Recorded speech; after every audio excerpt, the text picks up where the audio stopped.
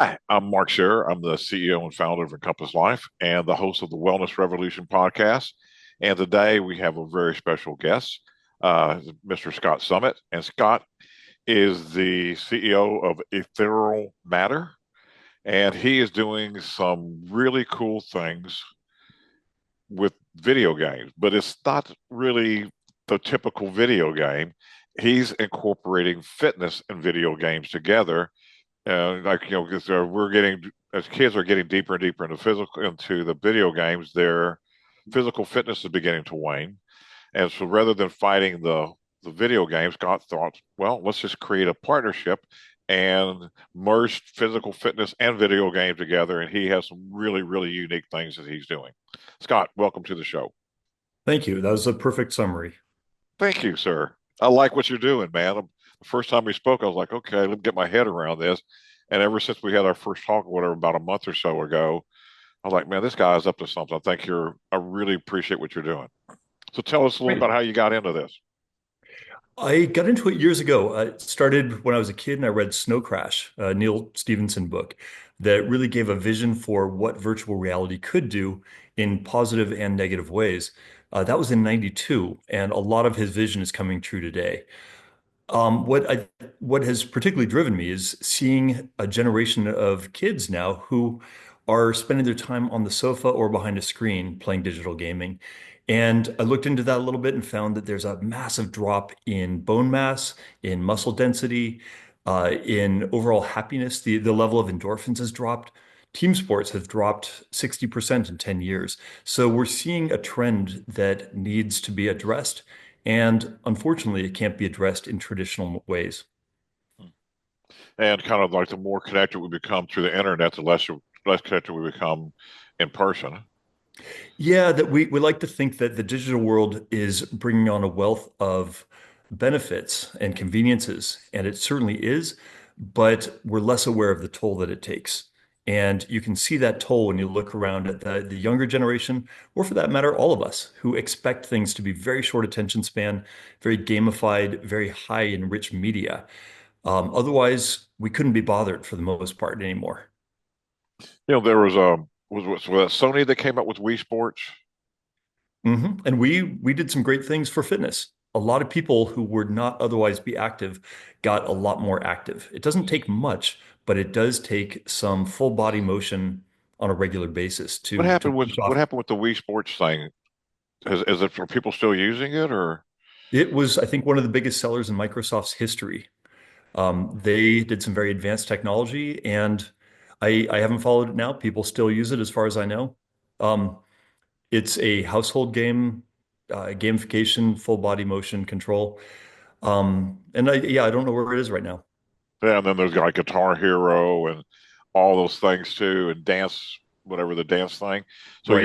you're just taking something that's already been proven to people had interest in and are able to hit spikes with it for sure, and bring it into a whole different genre and technology wise. Exactly.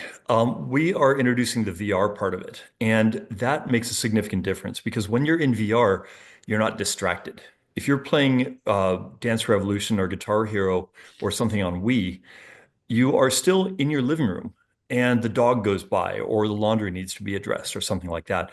Our product is more focused for a gym environment or a boutique hotel environment or university fitness center environment where you're going there because you've carved out a half hour of your day to address your physical needs to get your body in shape. So, So we're not in that dis high distraction environment.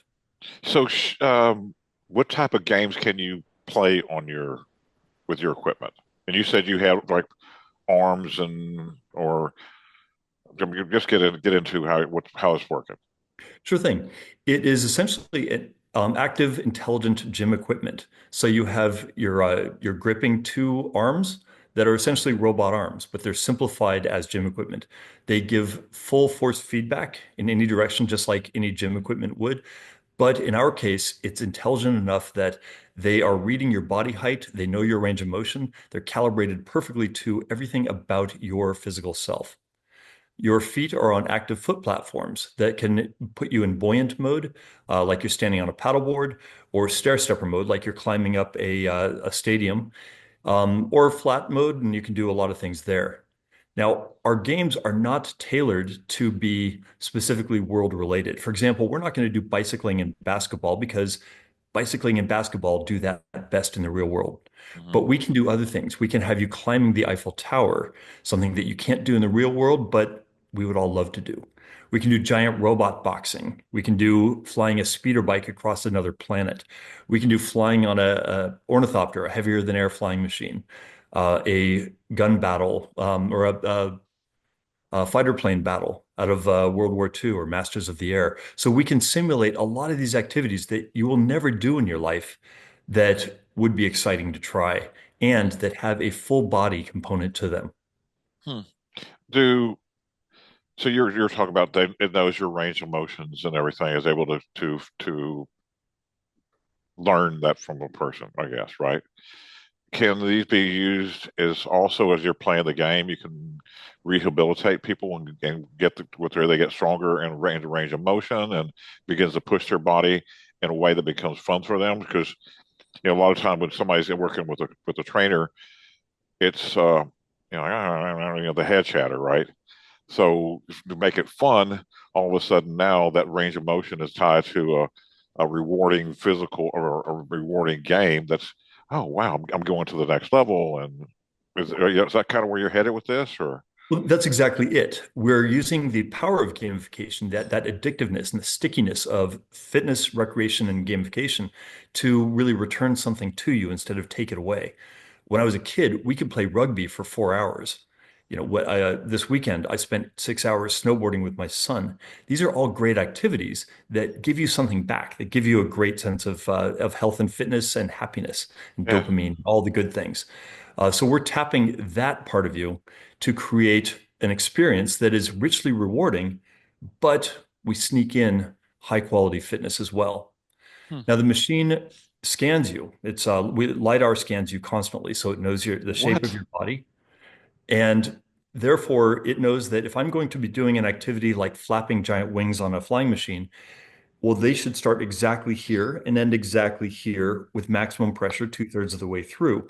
We can tailor the motion control to well-known documented kinesiology.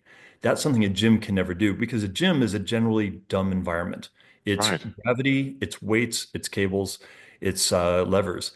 But we actually are creating a physical response that is specifically tailored to your body, your gender, your age, your specific needs, and your fitness outcomes. Huh. The more I'm talking with you, the cooler this thing is getting. It's really neat, man.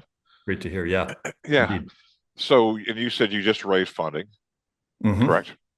And you have prototypes available, I assume? Oh, we have a prototype here near San Francisco in a town called Sausalito on the waterfront, and we do demos pretty much every day for everywhere from universities. Carnegie Mellon is coming tomorrow, to potential business partners, to venture capitalists, to technology partners. And people love it. It's some pretty exciting stuff. Awesome. So, so you work with universities, you said as well, so sports teams from universities? Yeah, so we're working with actually not the sports teams yet. We're working with technology development teams. The other end of the spectrum from the Gotcha. sport team. We're working with Technical University of Delft in the Netherlands Hmm. and with Carnegie Mellon in Pittsburgh. Cool. Yeah, on the sports team side, I'm just running things in my head about this. You could have players who, you know, you know, to like Herschel Walker. Yes. For him to be him, he became a better running back by doing ballet. Yeah. Uh, other days, so a lot of times, if you're just doing a sports, you're doing football, there's also other athletic type of movements that are going to contribute to improving your performance on the field. So you can have gear a game for somebody to help develop their coordination, help develop their core strengths in such a way that normally they wouldn't be getting those types of movements on the field or through weight training, I Yes. assume. Oh, Exactly true. this is cool, dude. But to build on that, certainly, when I was in college, I was at a small university in downtown Baltimore where the weather's awful. The city's dangerous. We never left campus, and it was too small a school to have a great sports team. So we played beer pong for recreation. That's as much fitness as I got. I did join the crew team because I'm tall, but it was an expensive proposition for the university to maintain the boat, all of the gear, the insurances. And then when we went to regattas, that took our time, university time, and a lot of money to travel up and down the Eastern Seaboard to do these races. Now imagine that you could jump into the machine on, any afternoon you like and have a league competition between, say, Johns Hopkins and Dartmouth without anybody leaving their campus. But it would be as valid and as credible of a fitness experience or competition as anything else they would do. And that could be dogfighting, it could be giant robot boxing, it could be paddleboarding, it could be anything you can dream up. It could be anything out of American Ninja Warrior for that matter, because we control the physics and the environment. And it becomes a league sport of its own, just like any other. So you could like somebody could be sitting on this thing and doing like a rowing machine type of a movement. We don't do rowing machines specifically because there are dedicated machines to that, Gotcha. Okay. but we can do paddleboarding, and there is no real paddleboarding equipment Experience. that's out there. So, for example, when we do paddleboarding, you're standing on the foot platforms, which are in buoyant mode, meaning that you're balancing to do it. Your arms are in essentially free motion mode until a paddle goes into the water, in which case the viscosity and the physics of water kick in, and now you're doing the pressures to Mm. paddle, and you're seeing water below you, and you're seeing, for example, Amsterdam or Venice or the Caribbean, wherever you happen to be surrounding you. And it's a full surround. It's a Mm. very, very realistic environment that you are now paddleboarding in. So But the then powder add to board that, has a movement like you're moving it on the water. So yeah. you got to balance on it and everything. And Wow. the physics are spot on because we're using the Unity physics engine, which is as accurate as the real world is. But add to that I can invite my friends from college and or my grandmother, for example, and we could meet in virtual space and go paddleboarding in Venice. She's never going to see Venice again, but she can see it virtually now, and she can see it with me on the other side of the country anytime we like. And I Oh, know that cool. she's getting her physical fitness in. And having that bonding experience, chatting. Imagine you're chatting like, oh man, wow, that's beautiful. Look at this. Like, let's go. Let's paddle over here and see It's a what's over here. social, yeah, it's very much a social environment. And then you add to that modern VR has three-dimensional sound. So I will see her avatar 10 feet away. And when she talks, it's coming from her avatar. So it is a very three-dimensional environment. Oh, wow, this is cool. So the investment for this type of equipment, is it going to be? Will people be able to get it privately in their home at some point in time? I guess anything can be happen in a house for the right amount of money. That's exactly it. We're aiming for the B2B market, the fitness market. And there are a couple of reasons for that. One is that they have a perfect sine wave revenue stream, meaning that people wake up in January and look in the mirror and go, "Oh my God, I'm fat. I need to join the gym." They join the gym, and then by July, they say, "Oh my God, this is boring and expensive," and they quit the gym.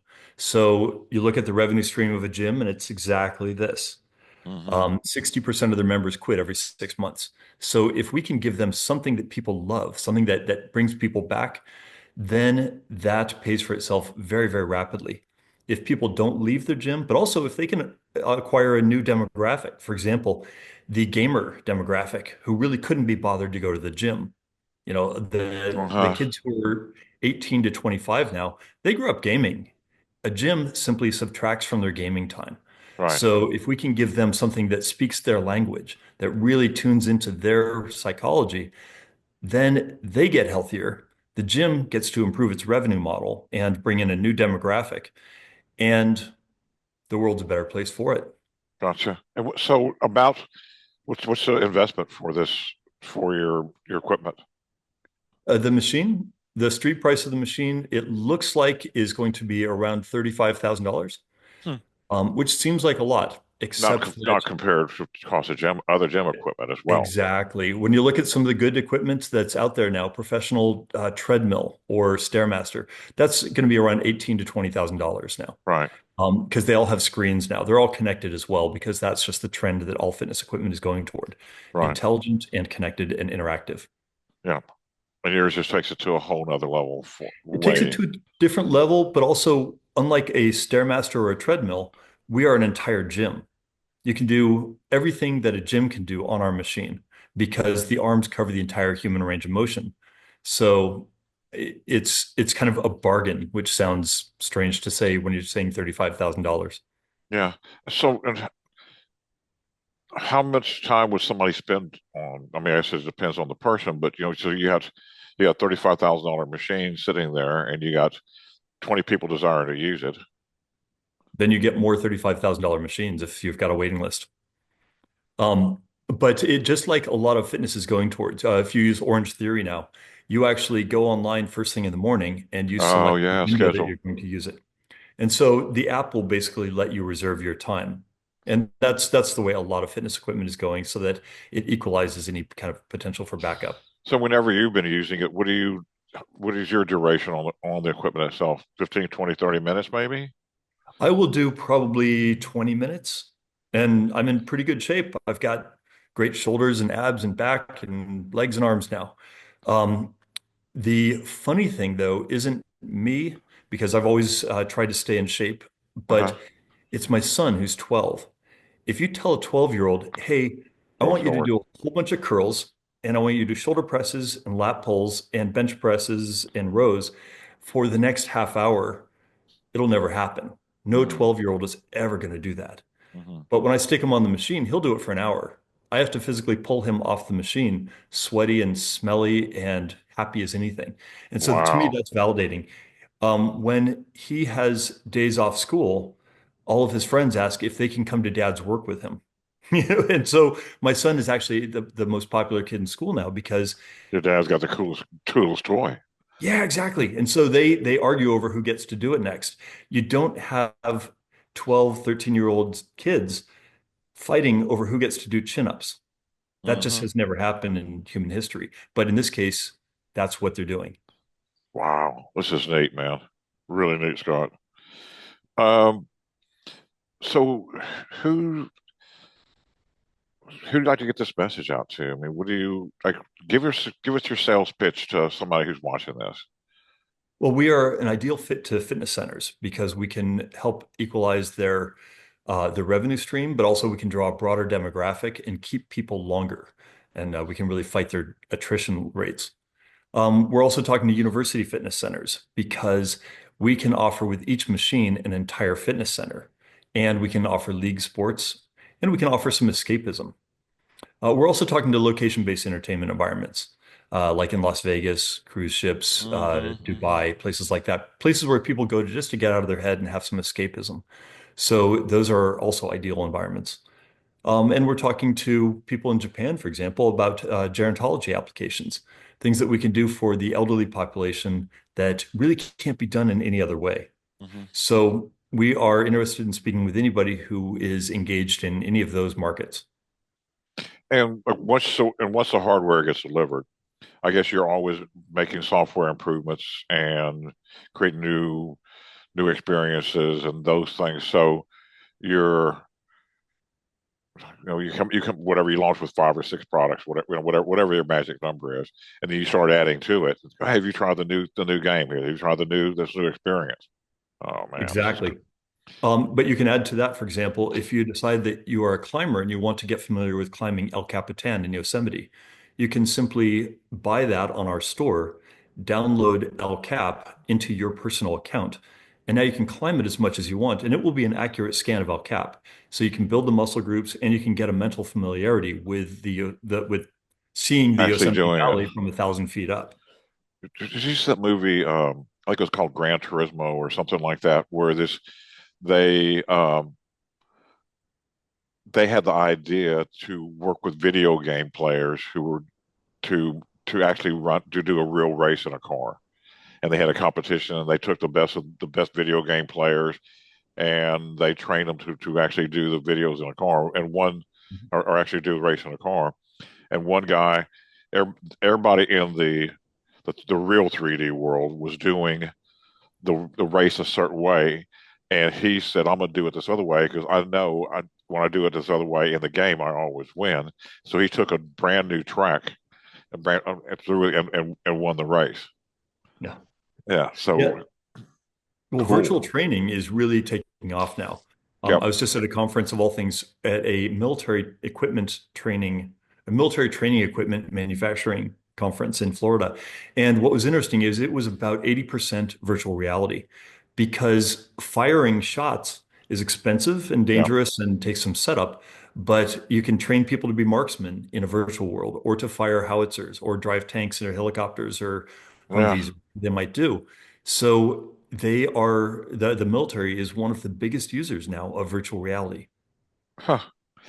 I had the privilege to. Are you a baseball fan by any chance? Um, I've seen it in the past, but an entrepreneur only has yeah. so much You ever heard there discretionary was a time. guy by the name of Bob the Bull Watson, African American guy, played for the Houston Astros. He was the first African American to go to be in the management of the baseball association, not just on a team level, but actually was all the way up in the management of the league itself. And he said for his last 13 years in playing baseball, all he did was sit and imagine himself hitting different pitchers' ball, different pit. He would watch videos of how the balls broke, and just sat there in his imagination, imagine himself doing it, and he batted over 300 in his last 13 years. Yeah. Yeah, and so this is taking that, the imagination, putting it with muscle memory Yeah. into a brand new way. You could have somebody demonstrate. I mean, if you were to do baseball, of somebody's curveball, and put the muscle memory and the everything into place to really have it occur way better than you could with a pitching machine. Conceivably, the operative word there is muscle memory. I Hmm. guess the operative two words. We are speaking to NASA, for example, about EVA Mm. simulation, extravehicular activities, microgravity flight simulation. Because when you're up in space, you have a couple challenges. One is that you're in an EVA suit. It's a very clumsy, heavy, awkward thing to move about in, and you need some familiarity before you are up in space, where you can't have a failure and things are very demanding. But also, you have a visual environment that is very extreme. You have the extreme brightness of the sun, Hmm. the extreme reflections, and the extreme darkness of the shadows. You can't simulate that all that well on Earth, and so they Hmm. don't. And then also you have the challenges of the physics of space, which are very different. If I'm moving a 100-pound thing overhead, I don't have the weight of it, but I do have the inertia of it. Uh-huh. We can't simulate that here on Earth. But with our machine, since it's driven by a physics engine, that's very simple for us to simulate. Wow. So simulating special, unique attributes for muscle memory training, Hmm. that's a no-brainer for us because that's simply a matter of physics. But it can be extremely hard to do any other way. Yeah. Yeah, that's neat. So it doesn't have any weight, but it has an inertia effect, and you got to be able to do that while you have basically no resistance to move it from. So if you're holding on to the ISS, you could move an SUV with one arm. However, if you pull it toward you, you better be ready for the inertia that's coming toward you so you can stop it and it doesn't crush you. Right. That doesn't exist in the world of gravity that we live in. Right. Cool. This is fascinating. I love that. I love how much progress you've made so quickly as well. Really, really cool, Scott. Thank you. Yeah, Um, it's been exciting. yeah. So, how do people get in touch with you? They can find us on our website, which is ethereal-matter.com. They can look me up on LinkedIn, and I am Scott Summit. I believe I'm the only Scott Summit there. And if they happen to be in San Francisco, we are just over the Golden Gate Bridge in Sausalito, and I am always happy to give demos. That's one of the highlights of my day is seeing expression on people's face when they do a demo. I'll be flying in tomorrow. There we go. One of the Yeah. things I really enjoy is when we show this at conferences, because people are often in their suits, but they still have to try it. And they get sweaty and exhausted, and they're wearing a business suit, and they're incredibly happy. So I've told myself that I've made entire conferences stink. Awesome. Well, congratulations, Scott. I Thank you. loved having you on the show, and best of luck for your success for you. Great. Thank you very much. It's been a pleasure talking to you. You're welcome, sir.